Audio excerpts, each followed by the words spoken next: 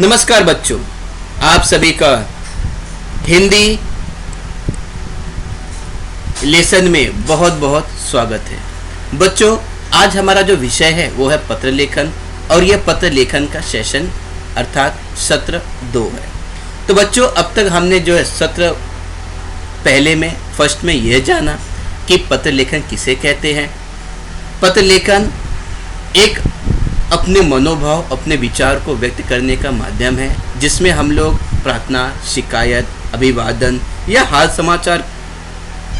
समाचार को लेखन के द्वारा, लिखित रूप के द्वारा हम उसी पत्र को जब दूसरों को पहुंचाते हैं, दिया जाता है, तो वो पत्र जो है पत्र लेखन कहलाता है। और हमने ये जाना कि पत्र लेखन 2 प्रकार के होते हैं। एक होता है औपचारिक, जो कार्यालय ऑफिस में लिखा जाता है। दूसरा होता है अनौपचारिक, जिसे हम मित्रों और सगे संबंधियों को लिखते हैं। तो बच्चों, इस सत्र में, इस सेशन में हम लोग जो है अनौपचारिक इनफॉर्मल लेटर के लेखन की विधि जानेंगे।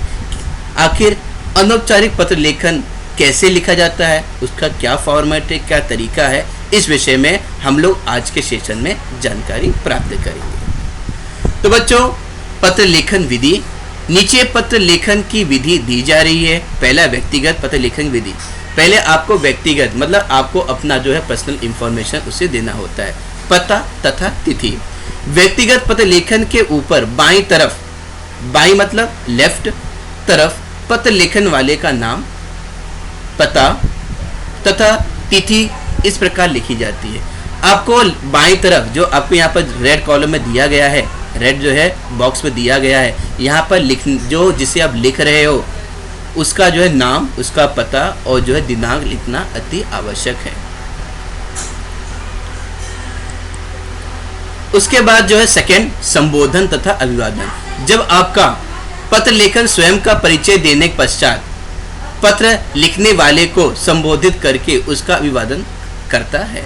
तो हमारा जब पता और एड्रेस, नाम, पता और डेट लिखने के बाद फिर हमें उसे संबोधन और अभिवादन करना होता है। वस्तुतः संबोधन तथा अभिवादन पत्र लेखन का महत्वपूर्ण अंग है, जिससे पत्र लेखन की लेखन कला तथा उसकी सहजता तथा संस्कारों का ज्ञान होता है, जिसके द्वारा हमें हमारे संस्कार, हमारे सहृदयता आदि की जानकारी हमें जो है इस संबोधन और अभिवादन में प्राप्त हो जाता है। नीचे कुछ संबोधन तथा अभिवादन दिए जा रहे हैं, चलिए हम जो है उसकी जानकारी प्राप्त कर लेते हैं। यहाँ पर जो है एक कॉलम संबोधन दिया गया है, दूसरा अभिवादन। हम यहाँ पर जो है पूज्य दादाजी को संबोधित कर रहे हैं और उनका अभिवादन कर रहे हैं, सादर चरण वंदना। श्रद्धेय गुरुजी, अगर गुरुजी लिख रहे हैं तो श्रद्धेय गुरुजी, फिर सादर चरण स्पर्श। आदरणीय पिताजी, माताजी, अगर हम अपने पिताजी और माताजी को संबोधित कर रहे हैं तो सादर चरण स्पर्श। आदरणीय मामा जी, मामी जी, चाचा जी, बुआ जी को अगर पत्र लिख रहे हैं तो उनका अभिवादन होगा श्रद्धेय प्रणाम, या आप सादर चरण स्पर्श भी आप डाल सकते हो। आदरणीय, अगर बड़े भाई और बहन को लिख रहे हो तो अब नमस्ते और सादर प्रणाम आपको करना होगा। प्रिय मित्र को लिख रहे हो तो स्नेह नमस्कार। प्रिय पुत्र को लिख रहे हो तो शुभाशीष। आयुष, और पुत्री को लिख रहे हो आयुष्मती पुत्री, चिरंजीवी रहो, आयुष्मान भव। इन जो है इन अभिवादन शब्दों का प्रयोग कर सकते हो। प्रिय अनुज, अनुजा, अगर छोटे भाई को लिख रहे हो, छोटी जो है बहन को लिख रहे हो तो वहाँ पर जो है आप, वो छोटी है तो उसे आपको जो है सदा खुश रहने वाला अभिवादन आपको करना होगा। तो हमें जो है इस फॉर्मेट में हमने संबोधन को जाना, किसको हम किस तरह संबोधित करेंगे और उनका किस तरह अभिवादन हम करेंगे। चलिए, तीसरा जो है पत्र का कलेवर या मुख्य विषय। हम जब हमारा जो है ऊपर फर्स्ट जो है हमारा नाम, पता, दिनांक हो गया, संबोधन और अभिवादन हो गया है। अब हमारा जो है आता है पत्र लेखन का मुख्य विषय। तो हमने जो है उसे 3 भागों में बांट दिया है। पहला जो है हमें कुशल क्षेम पूछना होता है। दूसरे में हमारा जो है मुख्य कारण होता है, हमने पत्र क्यों लिखा है। और लास्ट में तीसरे में हमारा जो है समापन होता है।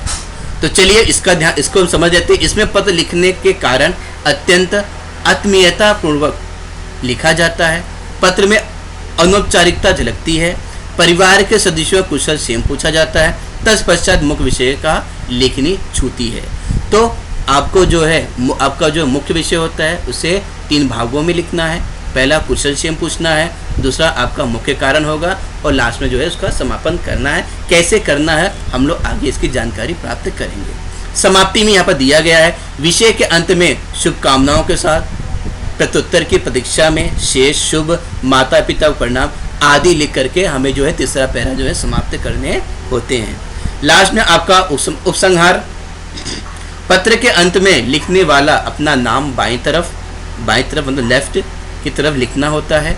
नीचे कुछ उदाहरण देखिए, नीचे कुछ उदाहरण दिए गए हैं, उसे हम समझ लेते हैं। व्यक्तिगत पत्र आप लिख रहे हो, पर्सनल पत्र लिख रहे हो, आपका पुत्र नीरज, लास्ट में आपको इसका समापन करना है, आपका जो है उपसंहार करना है। आपका पुत्र नीरज, तुम्हारा अग्रज दिनेश, तुम्हारा मित्र राजू।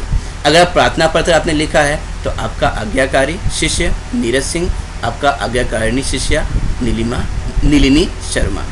अगर आप किसी बिजनेस में या किसी ऑफिशियल लेटर लिख रहे हो तो आपको भवदी लिखना है और लास्ट में आपका नाम लिखना है अमृत सिंह। अगर किसी को आवेदन प्रार्थना कर रहे हो, निवेदन कर रहे हो, ठीक है, जब आप निवेदन कर रहे हो तो वहाँ पर आपका पार्थी रतन जोशी, उसके बाद आपका निवदेक राजेश कुमार। इस तरह आप जो है आवेदन पत्र में इन जो है उपसंहार का प्रयोग कर सकते हो। यहाँ पर मैंने आपको फॉर्मेट दिया गया है, जो भी मैंने आपको बताया है उसे एक फॉर्मेट के जरिए जो है मैंने समझाने का प्रयास किया है। चलिए जान लेते हैं। यहाँ आपका नाम, यहाँ पर जिसे आप लिख रहे हो उसका नाम वो पता होना चाहिए। उसके बाद जो है आपके जो है लेफ्ट साइड में ही दिनांक होना चाहिए। फिर यहाँ पर संबोधन, आप उसे जो भी संबोधित आप जो है दादाजी दादी जी जिसे आप लिख रहे हो संबोधन करना है। उसके बाद उनका अभिवादन करना है, चरण स्पर्श। पहले आपके जो है 2-3 पैरा जो है आपके कुशल क्षेम में हुआ, उनके जो है आपको उनका हाल समाचार पूछना है, कुशल क्षेम पूछना है। उसके बाद आपका मुख्य विषय होगा, आपको जो है मुख्य विषय आप पत्र क्यों लिख रहे हो, और लास्ट में आपको समापन करना है कि आशा करता हूँ कि आप जो है मैं दिए आशा करता हूँ जो भी आपका रहेगा लास्ट में आपको अपने माता पिता को प्रणाम करना, छोटे को प्यार देना है। इस तरह आपका लास्ट में जो समापन होगा। उसके बाद आपका संबंध उल्लेख, आप अगर पिताजी को लिख रहे हो तो आपका संबंध है पुत्र है तो आपका प्रिय पुत्र, और लास्ट में आपको नाम लिखना होगा। चलिए हम जो है इसे एक उदाहरण के रूप में जो है जानकारी प्राप्त कर लेते हैं। तो यहाँ पर जो हमारा विषय है पत्र लेखन का, अपनी बहन को पत्र लिखकर योगासन करने के लिए प्रेरित कीजिए। तो आपको अपनी बहन को पत्र लिखना है और योगासन के लिए उसे प्रेरित करना है, उसे जो है मोटिवेट करना है। तो यहाँ पर स्टार्टिंग में जो आपको रेड बॉक्स दिखाई दे रहा है, यहाँ पर मैंने जो है पता लिखा है और पता मैंने परीक्षा भवन डाला है। बच्चों ये जो मैंने एड्रेस लिखी, ये जो मैंने पत्र लिखा है, ये मैंने एक एग्जाम को ध्यान में रखकर लिखा है। अगर आप एग्जाम में पत्र लेखन लिखते हो तो वहाँ पर आपको अपना एड्रेस, अपना पता, नाम पता नहीं लिखना होता है, इसलिए आपको वहाँ पर स्टार्टिंग में परीक्षा भवन लिखना होता है। तो एग्जाम में आपको परीक्षा भवन लिखना है। अगर आप नॉर्मली कहीं पर लिखते हो तो वहाँ पर उसका जो है आपको पता लिखना होता है। अब ये एग्जाम कहाँ पर हो रहा है? एरोली नवी मुंबई, और आज का जो है दिनांक, जो भी दिनांक रहेगा जिस दिन आप पत्र लिख रहे हो तो आपको स्टार्टिंग में जो है उसका वो दिनांक लिखना है। उसका प्रिय बहन, मैं बहन को लिख रहा हूँ प्रिय बहन, और यहाँ पर छोटी है इसलिए मेरा अभिवादन क्या रहेगा? सदा खुश रहो। उसका पहला पैरा कुशल क्षेम पूछना है, यहाँ पर जो है मैं कुशल क्षेम पूछूंगा। मैं यहाँ पर कुशल हूँ, आशा है कि वहाँ पर भी सभी कुशल होंगे। अभी अभी मुझे पिताजी का पत्र प्राप्त हुआ और उनसे घर के सभी समाचार ज्ञात हुए। साथ ही साथ यह भी पता चला कि तुम्हारा स्वास्थ्य कुछ ठीक नहीं है, अपने स्वास्थ्य का ध्यान रखा करो। सेकेंड पैरा में मेरा मुख्य विषय रहेगा कि मैंने पत्र क्यों लिखा है, मुख्य कारण लिखा रहेगा। चलिए हम जानते हैं कि मुख्य कारण क्या है। तुम्हें तो पता ही है कि पहला सुख स्वस्थ शरीर को कहा जाता है। अगर आपका स्वस्थ शरीर रहेगा तो आप मतलब सबसे ज़्यादा सुखी हो। इसके लिए आवश्यक है कि तुम हमेशा योगासन किया करो। भाग दौड़ भरी जिंदगी में व्यस्त रहने के कारण कोई भी स्वास्थ्य की ओर ध्यान नहीं देता। योग एक ऐसा माध्यम है जो शरीर को स्वस्थ रखने में महत्वपूर्ण भूमिका निभाता है। इसलिए मैं तुम्हें यही सलाह दूंगा कि तुम नियमित रूप से योगा किया करो, जिससे तुम्हारा शरीर चुस्त और फुर्तीला हो जाएगा और शरीर की प्रतिरोधक क्षमता भी बढ़ जाएगी। तो यहाँ पर मैंने उसे जो है प्रेरित किया है, हमारा मुख्य विषय वही था, तो मैंने प्रेरित किया है कि अगर आप रोजाना योगासन करोगे आप जो है चुस्त रहोगे, स्वस्थ रहोगे, फुर्तीला रहोगे और आपके अंदर जो है रोग से लड़ने की क्षमता बढ़ती जाएगी। लास्ट हमारा जो है समापन सबको जो है प्यार देना है, प्रणाम करना है। चलिए देख लेते हैं। आशा करता हूँ कि तुम मेरी इस सलाह को मानोगी तथा अपने जीवन में योग को महत्व दोगी।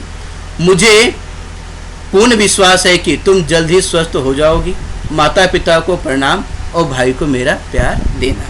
तो इस तरह जो है मैंने पत्र का समापन कर दिया है। अंत में उपसंहार, आपकी प्रिय बहन, क्योंकि मेरी बहन है, मैं बहन को पत्र लिख रहा हूँ, तो यहाँ पर मेरा जो है लास्ट उपसंहार क्या होगा, मेरा जो है मुख्य व्यक्तित्व, मेरे मुख्य उपसंहार क्या होगा हमारा, आपकी प्रिय बहन। और लास्ट में मैंने जो है क ख ग मैंने अपना नाम नहीं डाला है, क्योंकि मैं यहाँ पर जो है प्रश्न पत्र या एग्ज़ाम को ध्यान में रखकर मैंने पत्र जो है आपके सामने रखा है।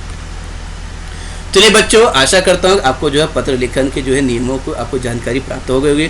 पत्र लेखन का फॉर्मेट भी आपको अच्छी तरह समझ में आ गया होगा। एक बार मैं दोबारा आपको बता देता हूँ कि आपको यहाँ पर आप जिसे लिख रहे हो उसका नाम पता होना चाहिए, दिनांक होना चाहिए, जिसे संबोधित कर रहे हो उसका जो है नाम संबोधन आना चाहिए।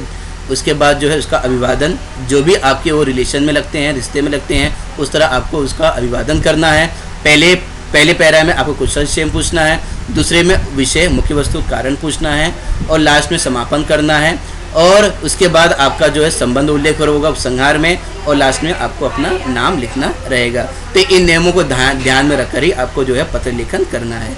अब हमारा होमवर्क, तो होमवर्क में आपको अपनी छोटी बहन को समय का सदुपयोग करने की सलाह देते हुए पत्र लिखना है। आपको अपनी छोटी बहन को समय का सदुपयोग मतलब समय का आपको जो है बर्बाद नहीं करना है, आपको उसका सदुपयोग करना है, उसको अच्छी तरह यूज़ करना है। उसकी सलाह मतलब एडवाइस देते हुए आपको जो है पत्र लिखना है।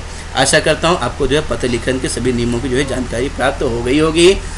अभी के लिए बहुत बहुत धन्यवाद। फिर जो है मिलेंगे एक नए विषय को फिर जो हम लोग एक नए विषय को ध्यान में नए विषय पर जो है चर्चा करेंगे। अभी के लिए बहुत बहुत धन्यवाद।